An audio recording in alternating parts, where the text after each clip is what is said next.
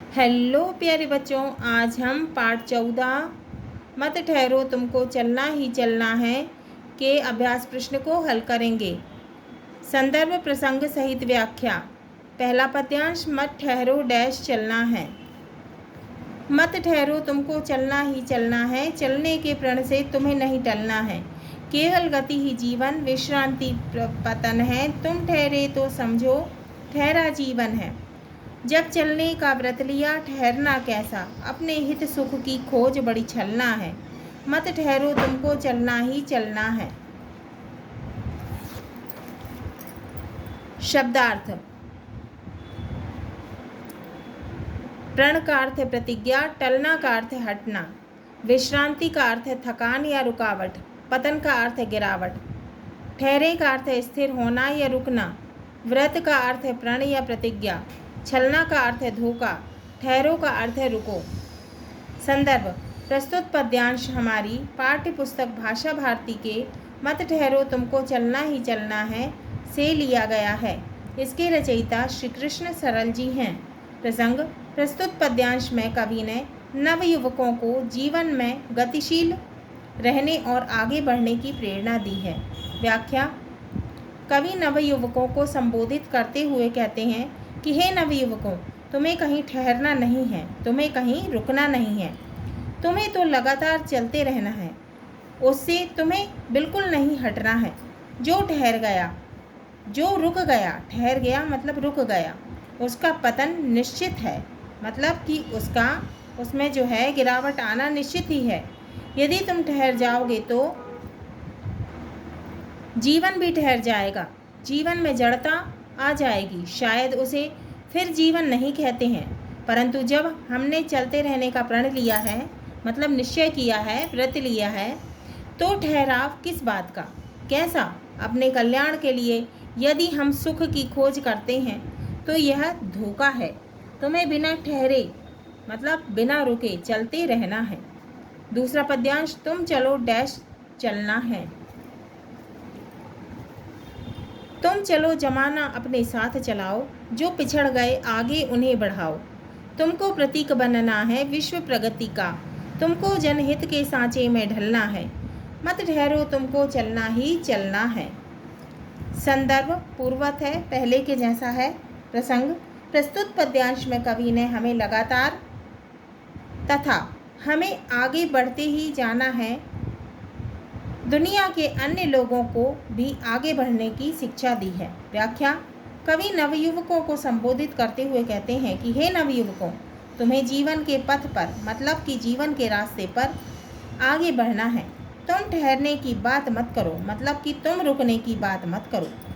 तुम्हें स्वयं तो आगे बढ़ना है, मतलब तुम्हें अपने आप को तो आगे बढ़ाना है,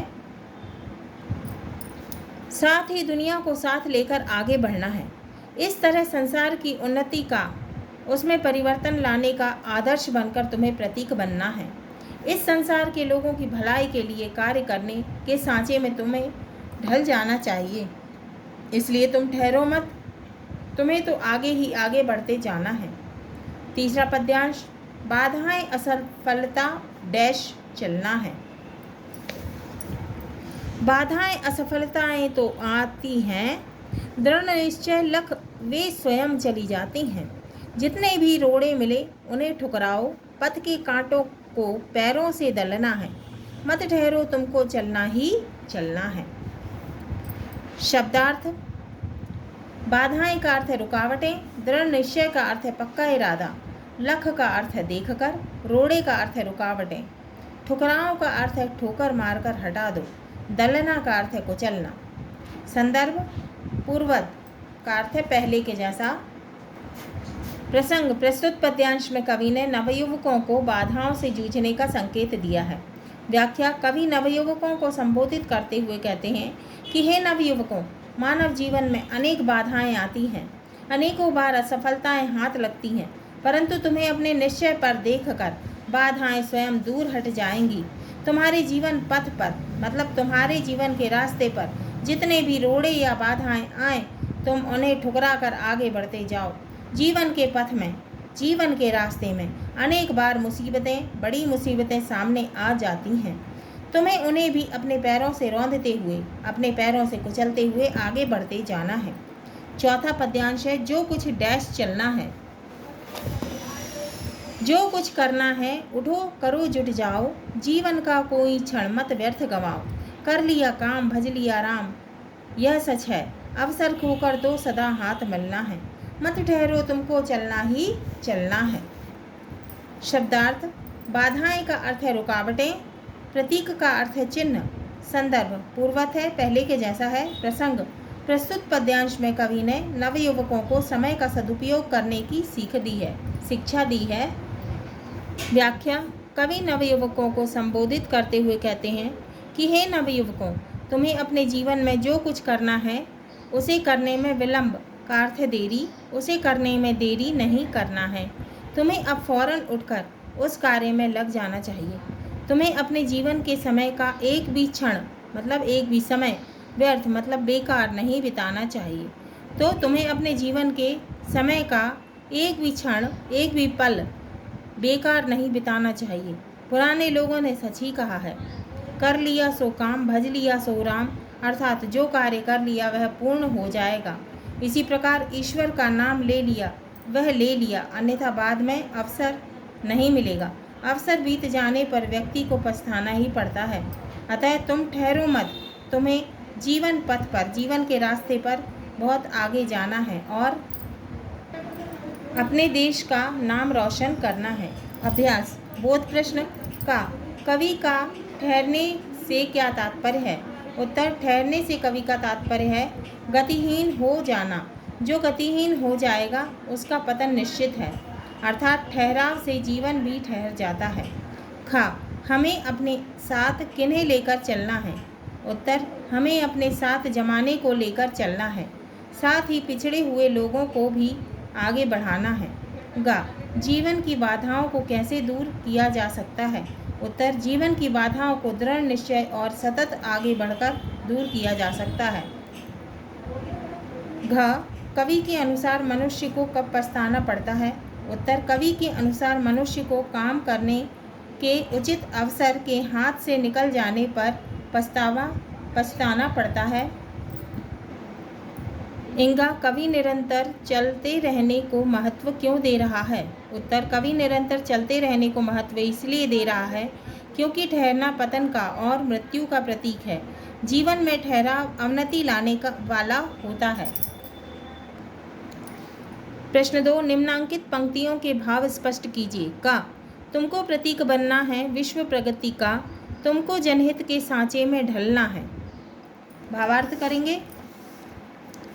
उत्तर, भावार्थ का, कवि कहते हैं कि हे नवयुवकों, तुम्हें संसार की प्रगति के प्रतीक बनकर प्रत्येक मनुष्य की भलाई के लिए आगे आना है। खा, जितने भी रोड़े मिले उन्हें ठुकराओ, पथ के कांटों को पैरों से दलना है। खा, भावार्थ, कवि कहते हैं कि हे नवयुवकों, तुम्हारे प्रगति के पथ में कितनी भी बाधाएं और मुसीबतें भले ही क्यों ना आएं, तुम्हें उन्हें ठोकर मारकर आगे बढ़ना है। प्रश्न 3, रिक्त स्थानों की पूर्ति कीजिए। का, सुख की खोज बड़ी छलना है, खाली स्थान में आएगा छलना। खा, जनहित के सांचे में ढलना है, खाली स्थान में आएगा ढलना। गा, कांटों को पैरों से दलना है, खाली स्थान में आएगा दलना। घा, अवसर खोकर हाथ, खाली स्थान में आएगा मलना है। इंगा, प्रण से तुम्हें नहीं टलना है, खाली स्थान में आएगा टलना। भाषा अध्ययन। प्रश्न 1, निम्नलिखित मुहावरों का अर्थ लिखिए, साथ ही कविता में उन पंक्तियों को छांटकर लिखिए जिनमें इन मुहावरों का प्रयोग हुआ है। सांचे में ढलना, हाथ मलना, व्रत लेना, जुट जाना, अवसर खोना। का, सांचे में ढलना का अर्थ है परिस्थिति के अनुकूल बनना। प्रयोग, तुमको जनहित के सांचे में ढलना है। खा, हाथ मलना का अर्थ है पश्चाताप करना। प्रयोग, अवसर खोकर तो हाथ मलना है। गा, व्रत लेना का अर्थ है प्रतिज्ञा करना या संकल्प लेना। प्रयोग, जब चलने का व्रत लिया ठहरना कैसा। घा जुट जाओ का अर्थ है लग जाना। प्रयोग जो कुछ करना है उठो करो जुट जाओ। इंगा अवसर खोना का अर्थ है समय को निकाल देना। प्रयोग अवसर खोकर तो सदा हाथ ही मलना है।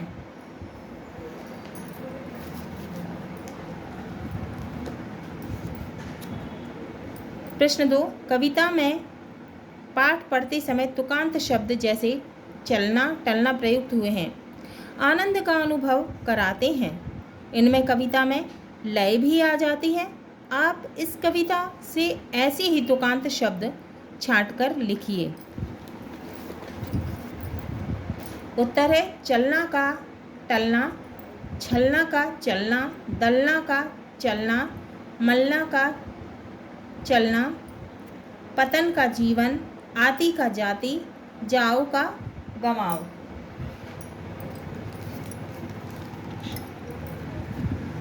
विलोम शब्द वे शब्द जो दूसरे के विपरीत अर्थ बताते हैं उन्हें विलोम शब्द कहते हैं। विलोम शब्द कई तरह से प्रयोग में आते हैं। जैसे पहला है सामान्य रूप से साथ साथ प्रयुक्त होने वाले विलोम शब्द जैसे लाभ हानि आय व्यय। दूसरा है उपसर्ग लगाकर बनाए गए विलोम शब्द जैसे उपसर्ग आशा का निराशा, तो उपसर्ग क्या लगा है इसमें नी। सम का विषम, इसमें क्या है उपसर्ग वी। मंगल का विलोम अमंगल, इसमें क्या लगा है उपसर्ग अ।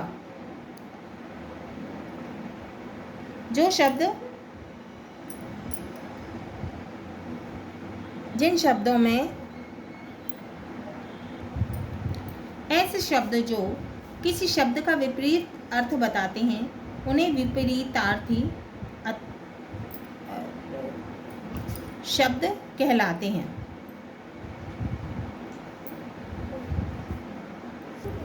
अब उपसर्ग क्या है। वे शब्द या शब्दांश जो शब्दों के पहले जुड़कर नए शब्द बनाते हैं उपसर्ग कहलाते हैं। जैसे निराशा में नी पहले लग गया, विषम में वी लग गया और अमंगल में आ लग गया, तो ये उपसर्ग। अब तीसरा है लिंग परिवर्तन वाले विलोम शब्द जैसे माता पिता चाचा चाची, तो माता का विलोम क्या होगा पिता, चाचा का विलोम क्या होगा चाची। प्रश्न 3, निम्नलिखित वाक्यों में रेखांकित शब्दों के विलोम शब्द उदाहरण अनुसार भरिए।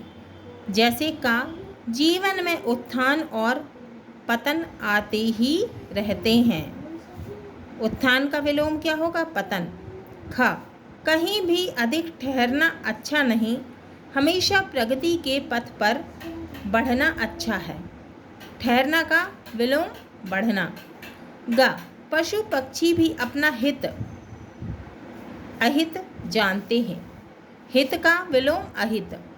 घ असफलता के बाद सफलता का मिलना एक प्रक्रिया है, असफलता का विलोम सफलता। इंगा सुख सभी चाहते हैं दुख कोई नहीं, तो सुख का विलोम क्या होगा दुख।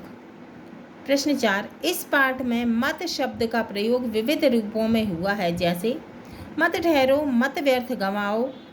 और भी प्रयोग देखिए, ठहरो मत आगे बढ़ो, मत ठहरो आगे बढ़ो, ठहरो आगे मत बढ़ो। उक्त प्रयोगों की तरह नीचे दिए गए वाक्यों में मत का प्रयोग कीजिए। का रुको मत आगे बढ़ो, अब हमने बनाया मत रुको आगे बढ़ो, फिर बनाया रुको मत आगे बढ़ो। खा पढ़ो मत बात करो, हमने बनाया मत पढ़ो बात करो। गा हंसो मत भोजन करो, हमने बनाया मत हंसो भोजन करो। घा भागो मत धीरे चलो, मत भागो धीरे चलो, भागो मत धीरे चलो। हाँ तो प्यारे बच्चों, ये हमारा पाठ 14 मत ठहरो तुमको चलना ही चलना है के प्रश्नों के उत्तर पूर्ण हुए।